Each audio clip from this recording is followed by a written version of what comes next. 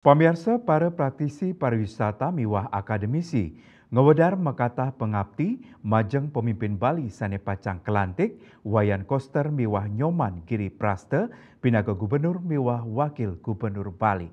Sinali tunggil nyane ngaripte Bali sane trepti tur sayan becik.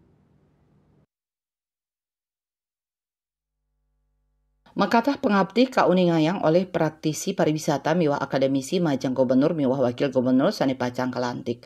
Ketua PHRI Badung I Gusti Agung Ngurah Rai Suryawijaya ngaptiang mangda pemimpin Bali presiden ngemargiang amongan pinaka pemimpin antuk makatah pakewu sane kaarepin. Inggih punika presiden ngemargiang samian perda miwah pergub.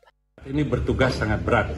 Maka dari itu kita harus dukung semuanya. Yang penting sekarang kita sudah cukup perda dan pergubnya, ada 44 tonggak peradaban Bali era baru itu yang terjadi, ada perdanya dan ada pergubnya, sudah cukup.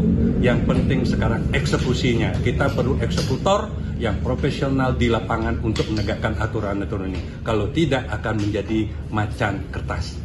Praktisi pariwisata Panudiana Kun mepengabdi mangda Bali presida lewih maju. Pikobat indik lelu miwah kemacetan mangda digelis ke arpin becik. Satyos punika kewentenan kena parkir patut kawuhin mangda nenten metuang kemacetan sanisayan kaon.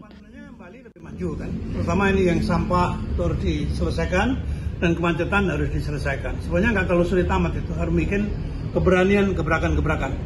Ya, terutama parkir-parkir liar. Dan sekarang itu jalan sempit, punya restoran, punya hotel, punya apapun, nggak ada parkir. Nah, itu parkirnya udah di jalan raya, jalan udah sempit, ya tambah macet kan begitu kan? Oke. Nah ini itu aja yang paling cepat.